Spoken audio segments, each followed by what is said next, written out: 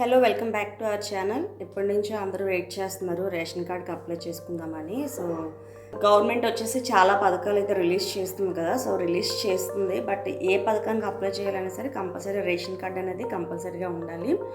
చాలామంది స్ప్లిట్టింగ్ కోసమని, ఎడిషన్ కోసమని, లేకపోతే కొత్తగా పెళ్ళైన వాళ్ళు కొత్త రేషన్ కార్డ్కి అప్లై చేసుకుందామని వెయిట్ చేస్తున్నారు.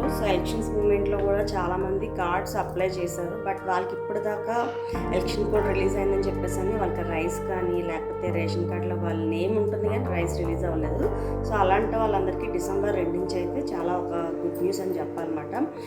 వీళ్ళందరూ ఇంకా ఈ రేషన్ కార్డుకి సంబంధించి ఎటువంటి ప్రాబ్లం అయినా సరే మీ దగ్గరలో ఉన్న మీ సచివాలయం మీకు ఎవరైతే మ్యాపింగ్ చేసుకున్నారో వాళ్ళ దగ్గరికి వెళ్ళి మీరు రేషన్ కార్డుకి సంబంధించి ఎటువంటి సర్వీస్ అయినా చేయించుకోండి. ఈ డిసెంబర్ 2 నుంచి అయితే ప్రతి సైట్ ఓపెన్ అవుతుంది కాబట్టి రేషన్ కార్డుకి సంబంధించి ప్రతి సర్వీస్ అవైలబుల్గా ఉంటుంది కాబట్టి మీ దగ్గరలో ఉన్న సచివాలయానికి వెళ్ళండి, కంపల్సరీగా చేయించుకోండి. ఓకేనా?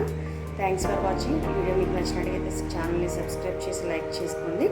అండ్ ఇలాంటి జెన్యున్ ఇన్ఫర్మేషన్ కోసం ఏదైనా సరే ప్రభుత్వం నుంచి వచ్చే ఇన్ఫర్మేషన్ జెన్యున్గా మీ వరకు చేరాలి అనుకుంటే మన ఛానల్ని సబ్స్క్రైబ్ చేయండి. నేను పెట్టే ప్రతి ఇన్ఫర్మేషన్ మీకు ఫస్ట్ నోటిఫికేషన్ రూపంలో చూపిస్తుంది. ఓకేనా? Thank you.